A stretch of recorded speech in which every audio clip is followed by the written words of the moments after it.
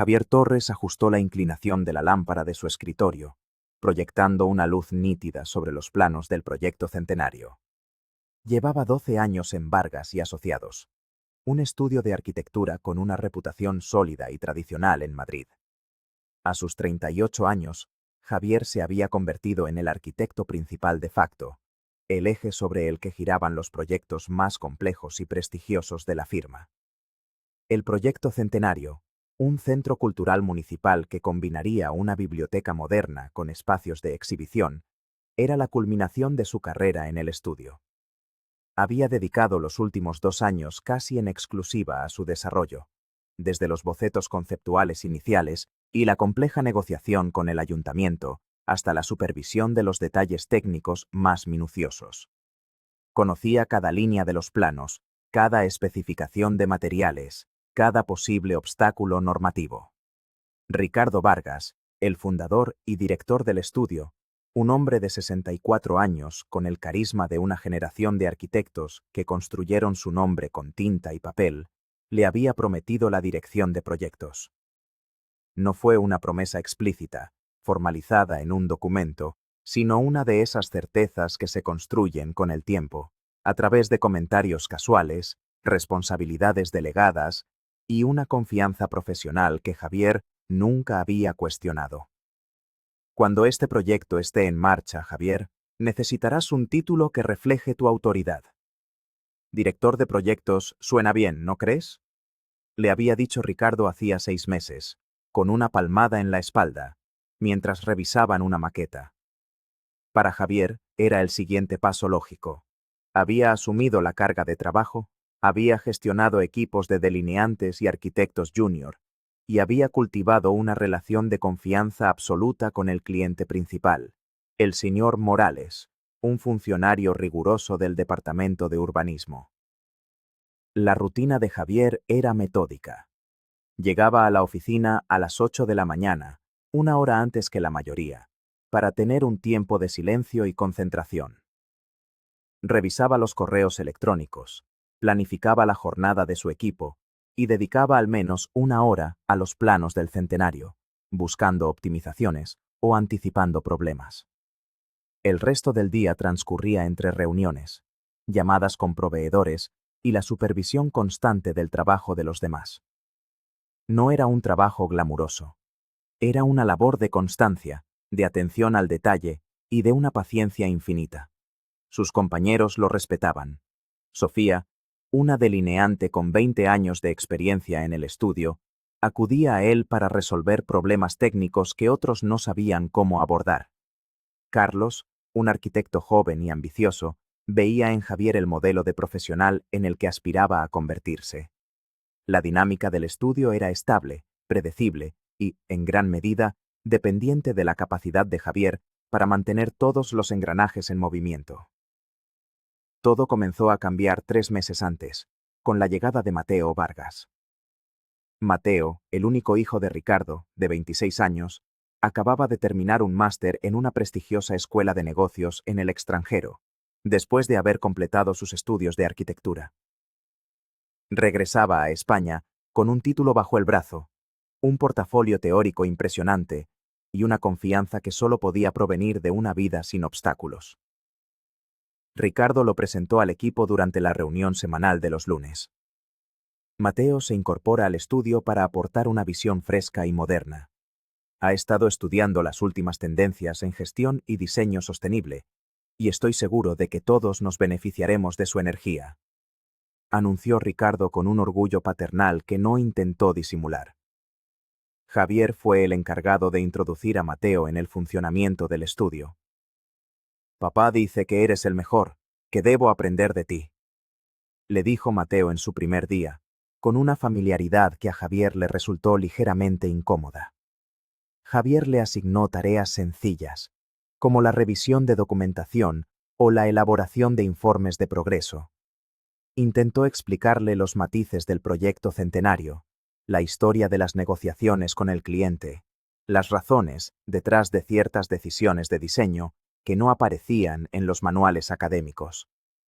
Mateo escuchaba con una atención superficial, asintiendo con frecuencia, pero sus preguntas revelaban una profunda desconexión con la realidad práctica de la profesión. ¿Por qué no usamos este nuevo polímero autorreparable para la fachada?, preguntaba, mostrando un artículo en su tableta.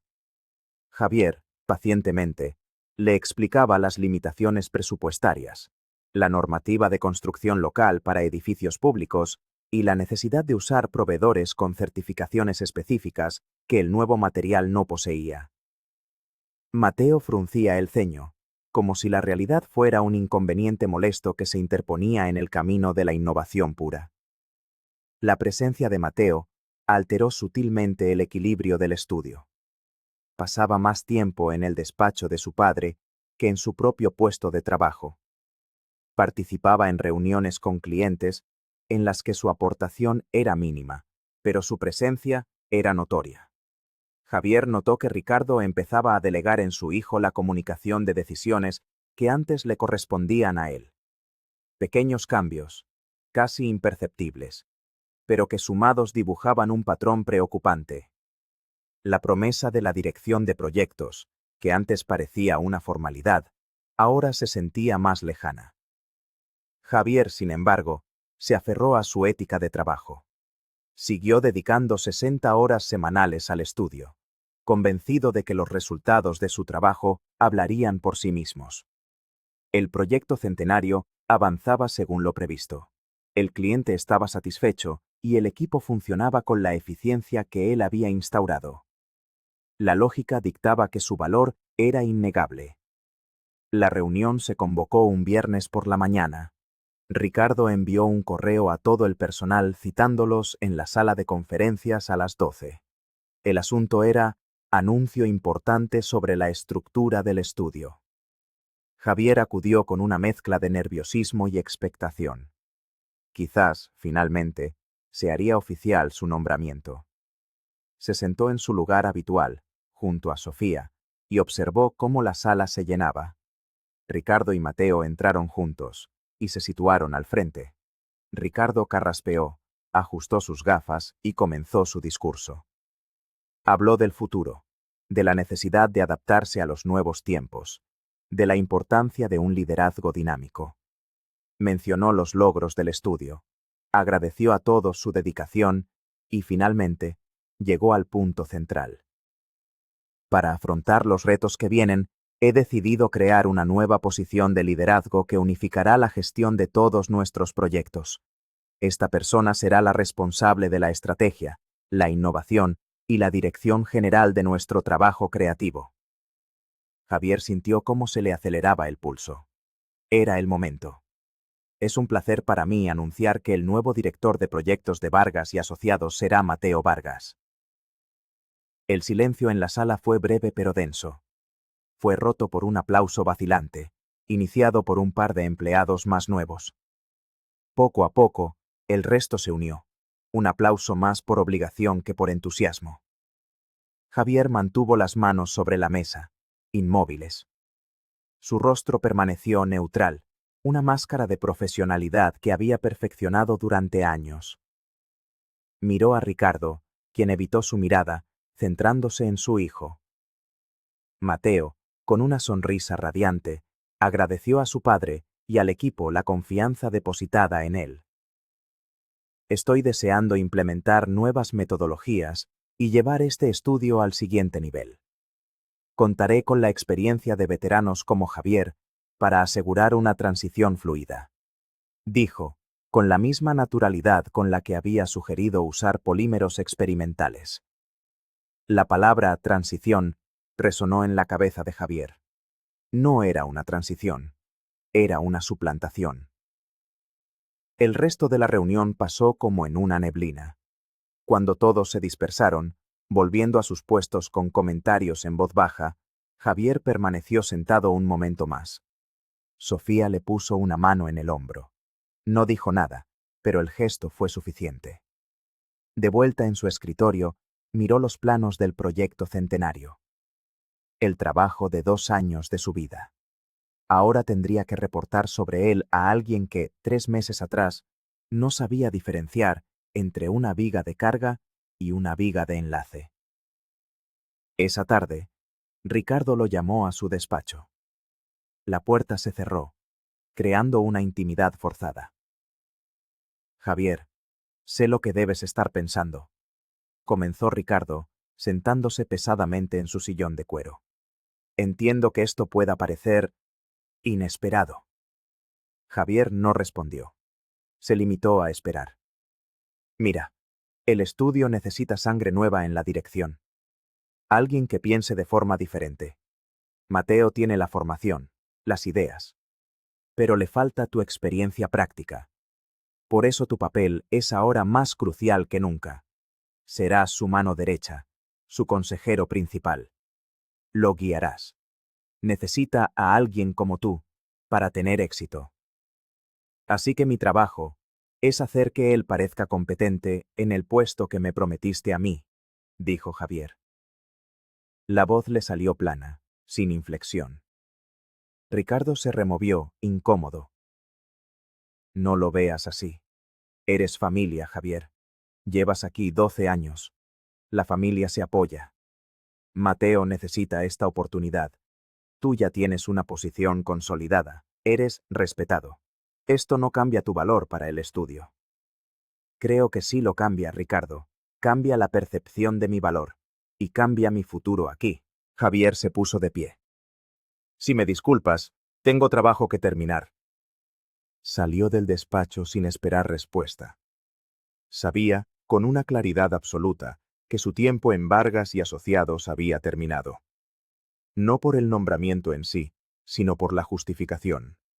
No había sido una decisión de negocio, había sido una decisión de linaje, y en esa ecuación, él siempre sería un extraño. Ese fin de semana, Javier no pensó en el estudio. Se dedicó a ordenar su apartamento, a leer y a caminar por la ciudad. El lunes por la mañana, en lugar de ir directamente a su escritorio, se sentó en la cocina con su ordenador portátil. Abrió un documento en blanco y comenzó a escribir. No era una carta de renuncia airada, sino un documento formal y conciso. Estimado Ricardo Vargas, por medio de la presente, le comunico mi decisión de renunciar a mi puesto de arquitecto principal en Vargas y Asociados. Mi último día de trabajo será el viernes, 15 de marzo, cumpliendo con el preaviso estándar de 2 semanas. Agradezco la oportunidad que me brindaron durante estos 12 años. Le deseo al estudio el mayor de los éxitos en el futuro. Atentamente, Javier Torres. Imprimió la carta, la firmó y la guardó en un sobre. Al llegar a la oficina, la atmósfera era extraña. La gente evitaba su mirada o le ofrecía sonrisas compasivas. Mateo ya había ocupado el despacho contiguo al de Ricardo, el que siempre había estado reservado para el director de proyectos. A media mañana, Javier fue al despacho de Ricardo y le entregó el sobre. Ricardo lo abrió, leyó la carta y su rostro pasó de la confusión a la incredulidad y, finalmente, al enojo. No puedes hablar en serio, Javier. ¿Esto es una rabieta por lo del viernes? ¿Una táctica para negociar un aumento? Dijo, levantando la voz. Es una decisión profesional, Ricardo, y es definitiva, respondió Javier con calma. No puedes hacernos esto ahora. El proyecto Centenario está en una fase crítica. Mateo te necesita, exclamó Ricardo, poniéndose de pie. Mateo es el director de proyectos. Estoy seguro de que tiene la capacidad para gestionarlo. Durante las próximas 2 semanas, me dedicaré a documentar todos los procesos y a realizar una transferencia completa de responsabilidades para minimizar cualquier impacto negativo. Esto es una traición. Después de todo lo que he hecho por ti, gritó Ricardo. Yo también he hecho mucho por este estudio, Ricardo, y creí que eso se valoraba de otra manera. Me equivoqué. Javier se dio la vuelta y salió del despacho, cerrando la puerta tras de sí. Las 2 semanas siguientes fueron las más largas y extrañas de su vida profesional. Trabajó con una diligencia metódica, creando manuales de procedimiento para cada aspecto del proyecto Centenario. Se reunió con Mateo a diario, explicándole pacientemente los contactos clave, los plazos críticos y los riesgos potenciales. Mateo, por primera vez, parecía abrumado. La magnitud del proyecto, despojada de la red de seguridad que Javier representaba, se le antojaba inmensa. Hacía preguntas básicas que demostraban su falta de comprensión sobre la marcha del día a día. ¿Quién aprueba los pagos a la constructora? ¿Tenemos ya el permiso para la modificación de la fachada oeste? ¿Por qué el señor Morales insiste en tener una reunión semanal? Javier respondía a todo con una paciencia profesional, documentando cada instrucción por correo electrónico para que quedara constancia. Sus compañeros lo observaban con una mezcla de admiración y tristeza. Sofía se le acercó el último día. Te vamos a echar de menos, Javier. Esto no va a ser lo mismo sin ti. Tú eres más que capaz de manejar el apartado técnico, Sofía. No dejes que nadie te diga lo contrario, le respondió él. Le dio su número de teléfono personal. Si alguna vez necesitas una referencia o simplemente quieres tomar un café, llámame. El viernes, a las 5 de la tarde, Javier recogió sus pertenencias personales en una caja. No hubo una despedida oficial. Ricardo no salió de su despacho. Mateo estaba encerrado en una llamada telefónica, con el rostro pálido. Javier se despidió de Elena, la recepcionista, y de los pocos que quedaban en la oficina. Al salir del edificio y sentir el aire fresco de la calle, no sintió tristeza, sino una extraña sensación de ligereza. Por primera vez en 12 años, su futuro no estaba escrito. La primera semana sin trabajo la dedicó a actualizar su portafolio. Digitalizó sus mejores proyectos, redactó descripciones detalladas de su participación en cada uno y renovó su perfil en las redes profesionales. No se apresuró a buscar empleo. Quería tomarse un tiempo para decidir qué tipo de estudio o empresa sería el adecuado para él. Quería un lugar donde el mérito fuera el principal criterio de promoción. La llamada llegó un martes por la tarde, casi 3 semanas después de su partida. El número era desconocido. Buenos días. ¿Hablo con Javier Torres? La voz era de una mujer, clara y directa. Mi nombre es Isabel Montero. Soy la directora de Montero Arquitectura. Javier conocía el nombre. Era un estudio más joven, conocido por su enfoque innovador, el uso intensivo de la tecnología BIM, Building Information Modeling, y proyectos de diseño contemporáneo. Sí, soy yo. Buenos días, Isabel. Le llamo porque su nombre ha surgido en una conversación. Uno de nuestros consultores de estructuras, que también trabaja en el proyecto Centenario, me comentó la situación. Mencionó que el cerebro detrás de ese proyecto acababa de quedar disponible en el mercado. Javier se sorprendió por la franqueza. Entiendo. No voy a arandarme con rodeos, Javier. He visto su portafolio online. Es impresionante. En Montero Arquitectura estamos expandiendo nuestro departamento de grandes proyectos y buscamos un director. Alguien con experiencia probada en la gestión de principio a fin, especialmente con clientes del sector público. Su perfil parece encajar perfectamente. ¿Le interesaría que habláramos? El pulso de Javier se aceleró. No era solo un trabajo, era el puesto que le habían negado, pero en una empresa que representaba el futuro de la arquitectura, no su pasado. Sí, por supuesto. Me interesa mucho. La entrevista fue 2 días después en las oficinas de Montero Arquitectura. El espacio era un loft diáfano, lleno de luz, con estaciones de trabajo colaborativas y maquetas impresas en 3D. El contraste con el ambiente oscuro y compartimentado de Vargas y asociados era abrumador. Isabel Montero era una mujer de unos 45 años, con una energía y una seguridad que llenaban la sala. No le hizo preguntas genéricas sobre sus fortalezas y debilidades. Fueron directamente a los detalles técnicos de sus proyectos anteriores.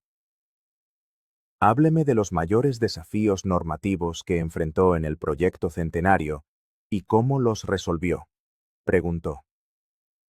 Javier le explicó el complejo proceso de obtener permisos para una estructura que combinaba elementos históricos protegidos con una ampliación moderna. Isabel escuchaba, asentía y hacía preguntas precisas que demostraban un profundo conocimiento técnico. En Vargas y Asociados, ¿cuál era su nivel de autonomía en la toma de decisiones presupuestarias? Continuó. Tenía autonomía para la gestión diaria, pero las decisiones estratégicas finales requerían la aprobación de la dirección. Respondió Javier con honestidad. Aquí, el director de proyectos tiene control total sobre su presupuesto una vez aprobado el marco general. Creemos en la responsabilidad. Si te damos el control, esperamos resultados. Si no los das, no hay excusas. ¿Se siente cómodo con ese nivel de presión? Replicó Isabel. Es exactamente el entorno de trabajo que estoy buscando, afirmó Javier. Al final de la entrevista, Isabel fue directa. Javier, voy a serle sincera. Sé por qué dejó su anterior empresa. El nepotismo es un cáncer para la meritocracia. Aquí no tenemos de eso. Las promociones se basan en resultados, no en apellidos. Le haremos una oferta formal mañana. Es un puesto de alta dirección, con un salario acorde, participación en los beneficios y, lo más importante, la oportunidad de liderar proyectos que definirán el futuro de esta ciudad. La oferta llegó al día siguiente, superando sus expectativas. Javier aceptó sin dudarlo. Su primer día en Montero Arquitectura fue como entrar en una nueva dimensión profesional. Su equipo estaba formado por jóvenes arquitectos y diseñadores altamente cualificados y motivados. El software que utilizaban estaba a la vanguardia de la industria, automatizando muchas de las tareas tediosas que en su antiguo estudio se hacían manualmente. Su primer encargo fue liderar la propuesta para un nuevo complejo de oficinas de alta tecnología en el norte de Madrid. Era un proyecto competitivo, con varios de los mejores estudios de la ciudad compitiendo por él. Javier se sumergió en el trabajo con una energía renovada.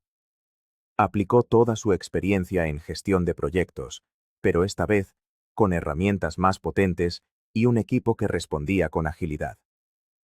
Introdujo un sistema de control de calidad en la fase de diseño que identificaba posibles conflictos de construcción antes de que se convirtieran en problemas costosos. Isabel Montero le dio total libertad, revisando su progreso en reuniones semanales cortas y eficientes. Buen trabajo, Javier. Sigue así. Era su comentario habitual. No necesitaba más. El respeto se demostraba con autonomía, no con palabras vacías. 3 meses después de su incorporación, Montero Arquitectura ganó el concurso para el complejo de oficinas. Fue una victoria importante para el estudio y una validación personal para Javier. Su nombre, como director del proyecto ganador, apareció en varias publicaciones del sector. Se sentía valorado, productivo y, por primera vez en mucho tiempo, optimista sobre su futuro profesional.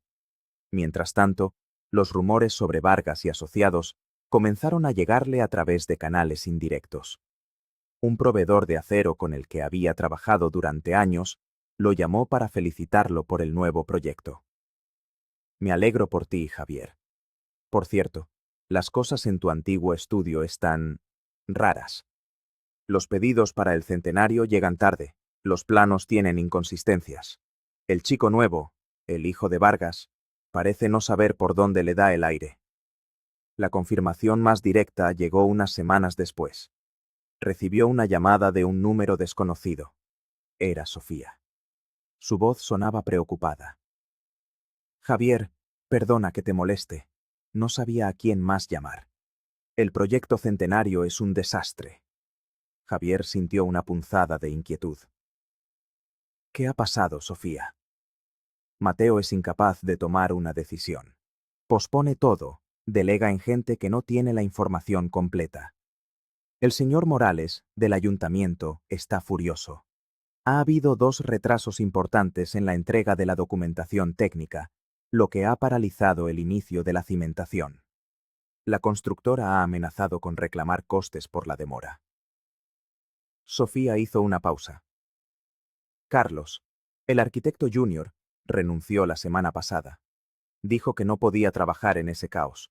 Se rumorea que van a haber despidos porque el estudio está perdiendo dinero. Javier escuchó en silencio. No sentía alegría por el fracaso ajeno, sino una profunda melancolía.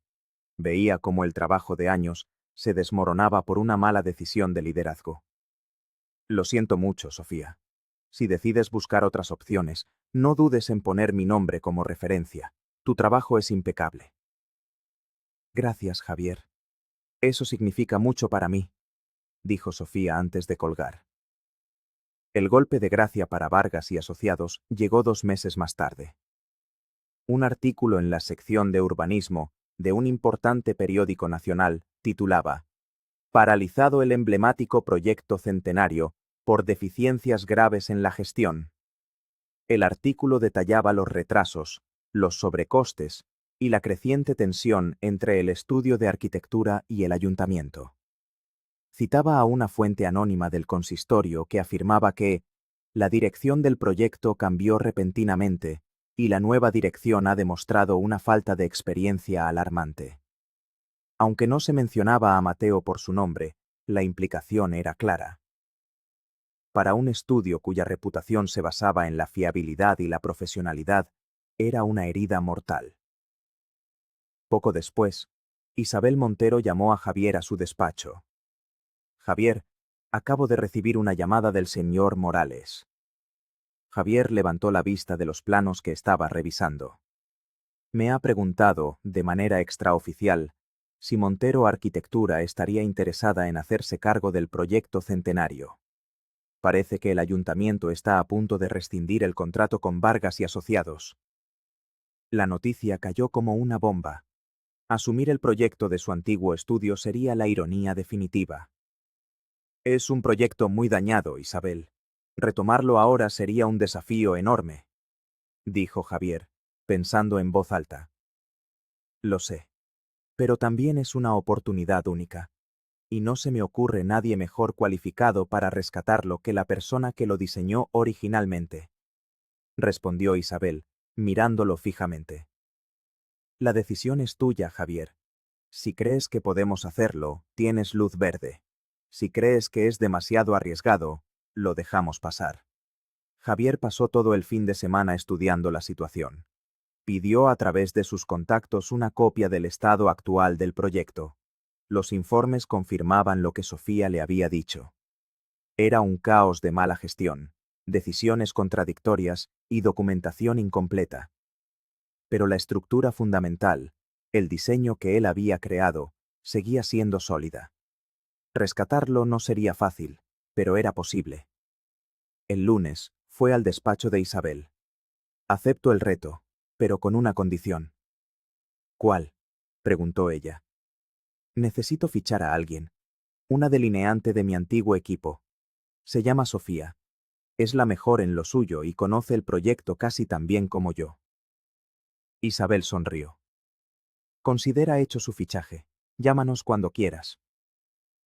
La transición fue compleja y mediática. Vargas y Asociados emitió un comunicado atribuyendo la pérdida del proyecto a diferencias irreconciliables con la administración pública.